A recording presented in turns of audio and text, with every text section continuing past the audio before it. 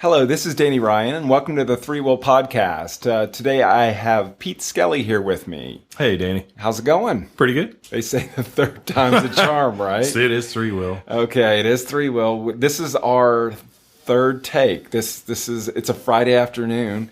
Things are getting a little crazy around here. I'm going to mention our beer mugs for the third time. I'm not even, maybe that's what's choking this thing up. Whenever I mention the Three Will beer mugs, it just stops on us. It's like, oh, it's beer time. It's time to move on. Seriously, thank you for taking the time to do this. No problem. I know you are very busy, or you were supposed to be very busy this week. You were supposed to give it a go this week, but maybe that gave you a little time to come see me, which is wonderful. Now, I know you're always trying to stay ahead of the curve and trying to figure out what's coming up next. And as things mature with Office 365 and with SharePoint 2016 coming out, I know you're taking a look at sort of what's the types of apps we're going to be building 6 to 8 months from now. What are you finding out? There's a lot of really interesting things that are going on these days.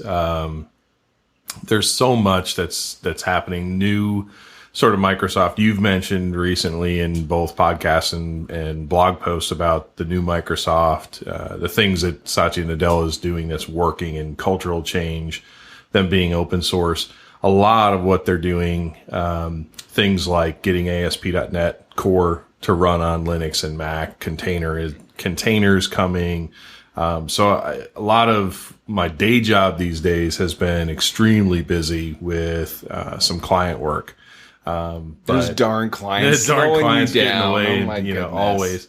But a lot of what I've been looking at, kind of free time, trying to stay on top of things, has been where do I think things are going, and where do some of the folks, SharePoint user groups and some of the other folks that I interact with, where do they think we're headed? And so a lot of things that I've been trying to kind of at least look into, if not do full-blown apps with, are some of the technologies I think that will probably hit us in maybe 6 to 8 months. So things like ASP.NET Core, the use of things like Gulp and Grunt and some of the more quote web standard standard tools. I'm not a grunt. No, that's not it. Build processes, things that are that have not been typical to .NET developers or Microsoft developers. Things that have had a lot of automation around them in the past using NPM. So recently, a few of the things that I've been looking at are Office add-ins using what the Office Dev PnP teams are doing with Yeoman. So there's a Yeoman generator called Office, which actually lets you stub out Office add-ins. Okay. So things like mail add-ins, Word.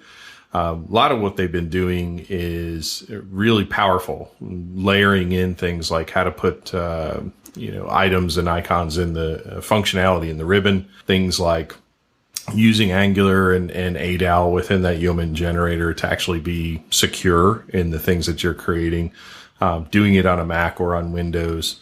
And then recently trying to look at with the release of, I think it's a release candidate for ASP.NET 1.0, Core 1.0. I don't even know what they're calling it these days. They've changed it so much.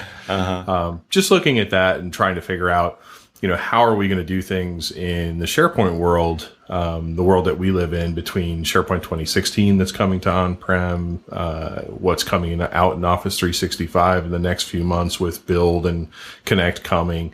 There's a lot of interesting things that are coming. So, just trying to stay on top of those. It's probably a full-time job in and of itself, but, it's kind of fun to just try to mess with some of those things, either late in the day or kind of at night on free time. So you end up talking to like Kirk or some of the teammates about what you're learning, or you're collaborating with folks outside of Three Will, or it's been a little bit of both. Everybody's so busy here that I've been kind of keeping it quiet. So trying to find the right opportunity. It's early in the year still, so trying to get some lunch and learn things built. So that's part of what I like to do internally is work on some of the lunch and learn things that we do internally. So trying to get content that actually will show some folks some new things. We don't typically use TypeScript in projects today, although I think the trend is moving much more towards, frameworks that are going to be client-side frameworks, and between Office 365 and SharePoint 2016, more and more treating that as just a set of services, interacting with, SharePoint groups and Office 365 groups and what they're doing with. Think of some of these things when you're working with the next client that either is on 365, moving to 365, whether somebody's going to come to us and say, I want to migrate to 2016 on premises. Those are the types of things right now that there's so much out there that just trying to put your arms around it and figure out, is that something I could use on my next project? What's the value for that? What's the business value for that? Why would I use it? Some of the things internally, we've got a couple of folks that are doing some things with Visual Studio 2015 and Visual Studio Team Services. And they're using things like Gulp. They're getting into using Git for source control more and more inside of Visual Studio Team Services. So where I can, some of those things, just kind of, helping out where I can, because that's the things that I'm trying to push for. But right now it's a little early. I think customers right now, at least in my opinion, don't see a whole lot of need for add-ins just because they're not there yet.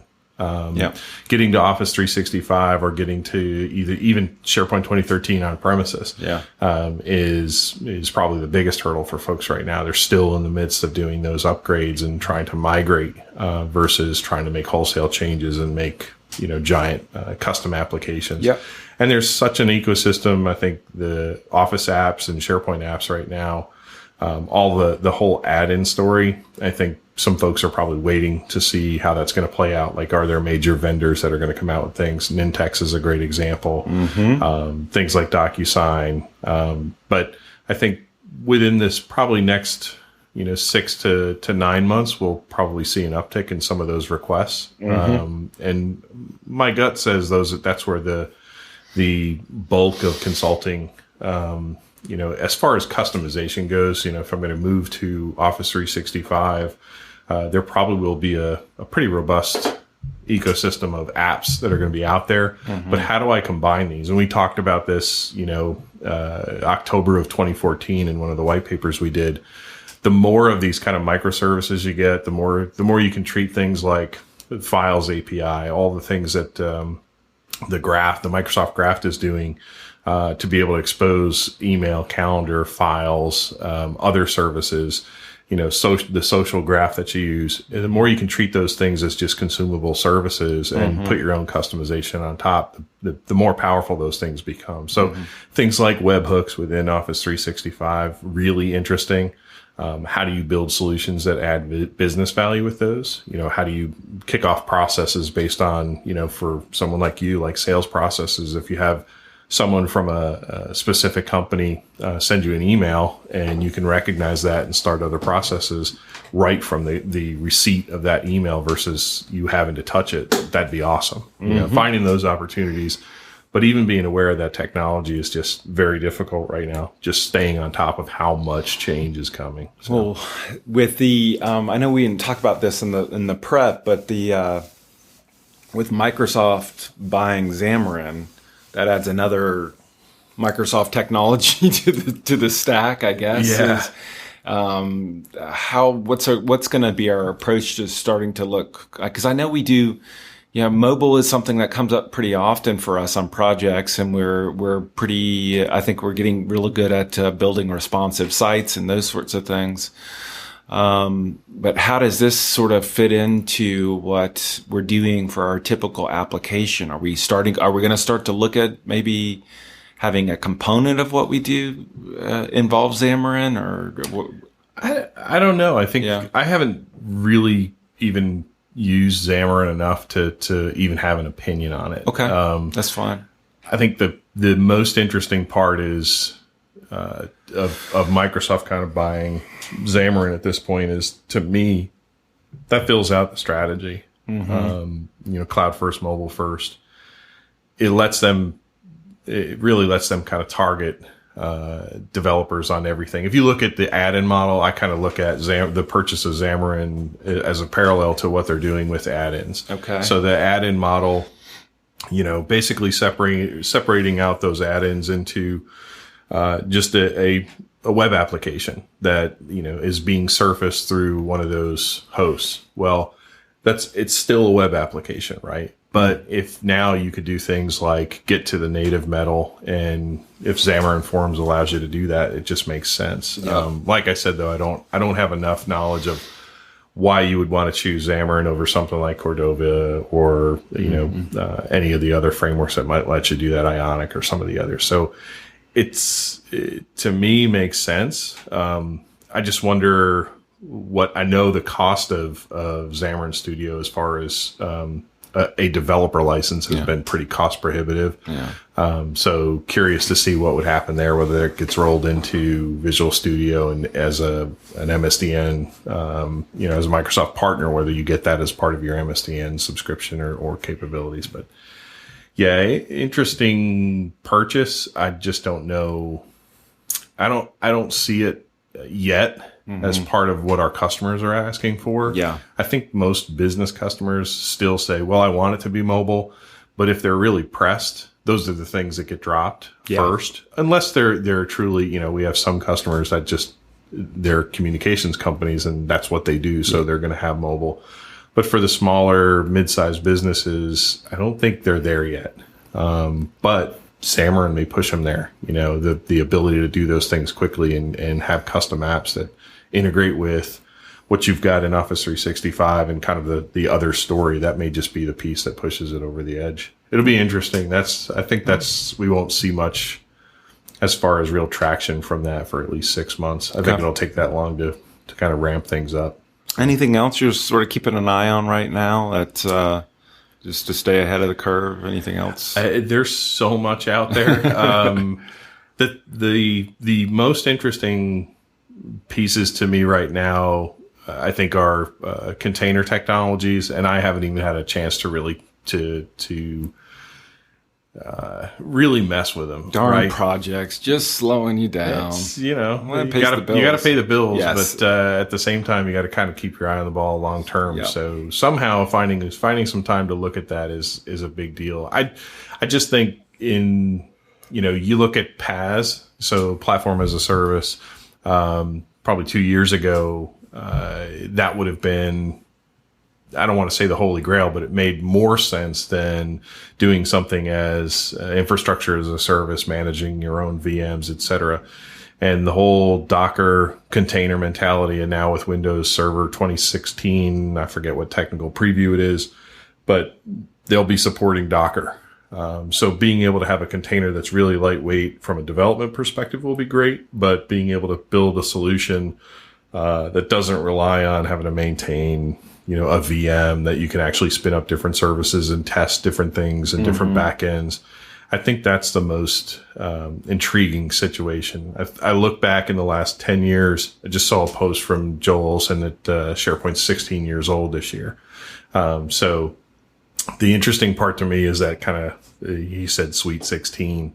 I'd really like to see some maturity around using SharePoint and building solutions on it the way we used to. Not in the server side sense. Yeah. But really saying, all of the things that SharePoint provides and that Office 365 provides are a huge base. And kind of looking at that through the lens of how do I build solutions on top of all of the things I get there? The security, this file storage, the calendaring, the integration with tasks, all the things that are there that just from a business perspective makes sense to kind of use and consume centrally, but put them in your own custom apps or put them on mobile phone, put them in devices that are out in the field that somebody can actually, accomplish the major task and then maybe refine it at their desk later on, or kick off a workflow to start somebody else working on it, in quote, the back office or the front office, whatever you want to call it. So there's a lot coming that I think is pretty interesting. Sounds like I'm speaking at way too high a level, but there's so much going on. From a detail level, that's okay. That's stay high level for me, Pete. You seriously want me to stay awake, right? I could put you to sleep, probably. No. I appreciate you staying ahead of the curve. I mean, I know that's an important thing for us, and it's difficult to do as you're on projects. And I know this year it's one of those. It's the innovator's dilemma, but you're trying to stay ahead of the curve, and when when we actually get to projects where we're doing it, you're moving on to the next thing, and just it's difficult to do. But it seems like this year is still the theme. I know, talking with Tommy and some other folks, but just migrating people over to the cloud it's still holding people back right now. And so we're still be doing a lot of that. And I'm looking forward to the day we're building a lot of these little cool apps, and we're getting there. I think we're definitely getting there on certain projects. It just takes time, and sometimes larger enterprises are laggards, and so it'll come over time, and just being a little patient with it. So, but I think it's great that you're staying ahead of the curve. I wish we should get together more often. I know we're doing this once a quarter, but just get the stuff in your head out is a good thing. That's scary. Right? No, it's a good thing. It's a good thing. What are you looking at now? What are you doing now, Pete? What are you looking at now? Yeah, I wish I had more time, but right now the world of add-ins I think is probably the most intriguing, and then the things around there, just from a development ecosystem or a life cycle perspective, that the things like Gulp, the things like looking at Yeoman generators, those types of things that just speed up development. And then looking at how mature Visual Studio Team Services is with build services, Git integration, those types of things. There's a lot there. I mean, you could go real deep down that rabbit hole and make a lot of really good things for our customers. There's so much there just out of the box with 2013, 2016 in Office 365. It's like, there's still a lot to consume. They're pushing out things left and right. Yeah. So, things like Planner, I still don't think I understand, what's really the play behind groups. I'm kind of looking forward to what they announce at Build.